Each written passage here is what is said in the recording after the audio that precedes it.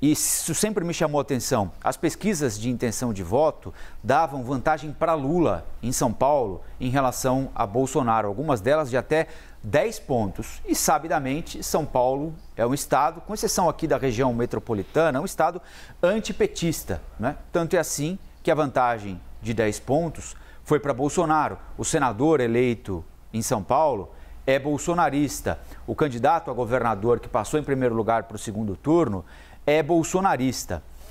No Rio de Janeiro, a diferença foi de 11 pontos em favor de Jair Bolsonaro. São Paulo, 7, se eu não estiver enganado, daqui a pouquinho eu vou confirmar.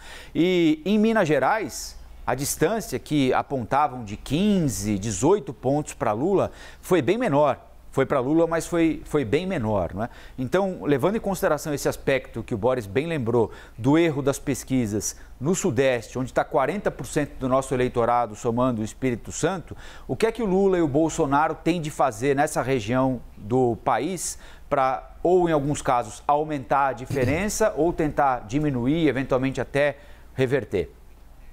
Olha, Rafael, em primeiro lugar, são essas pesquisas que dizem que a maior torcida do Brasil tem só 40 milhões de pessoas, né? Então, assim...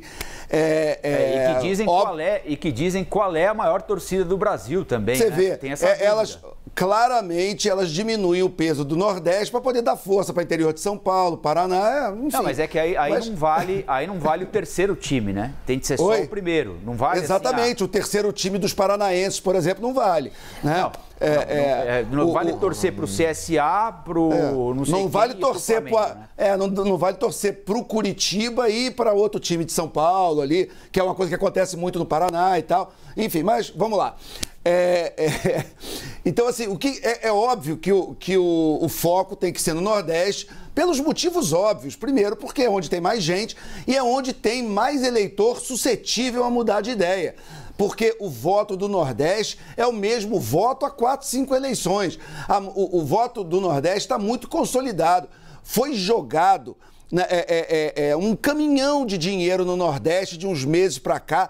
A Constituição foi rasgada, foi feita um PEC para poder liberar coisas que eram consideradas crimes eleitorais, que era você distribuir dinheiro e benesses em ano de eleição, furar teto de gasto.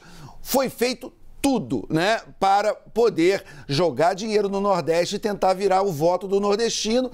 E o nordestino, que é antes de tudo um forte, ele resistiu a todo esse assédio financeiro. Então, assim, já em outras regiões do Brasil, e especificamente no Sudeste, o voto é um voto mais abstrato, é um voto de quem não é cliente do Estado, é um voto de quem não precisa do Estado para muita coisa, né? Então consegue votar pensando em outras coisas, não pensando na qualidade da saúde pública, do transporte público, de programas assistenciais. E esse eleitor, a gente está vendo, está cada vez mais ideológico. O Congresso Nacional, que foi eleito, se você olhar com lupa, é um Congresso muito ideológico. É um Congresso de muita gente que não tem a chamada história tradicional na política. É muita gente de TikTok, é muita gente da chamada lacração, muita gente que está aí usando as redes sociais para mérito dessas pessoas, usando muito bem para o objetivo que eles têm, né, que é ganhar voto, que é ganhar público, e isso se refletiu na eleição do Legislativo. Então, esses eleitores que estão votando menos em quantas leis, por exemplo, esse deputado já aprovou, qual foi a efetiva contribuição que aquele parlamentar deu para a sua região, mas muito mais pelas posições políticas e ideológicas, pela maneira como ele preenche a mídia, pela maneira como ele dá respostas em entrevistas, enfim, como ele usa os meios de comunicação. Então é um eleitor que nós podemos considerar um pouco mais volátil e um eleitor mais sensível a campanhas e a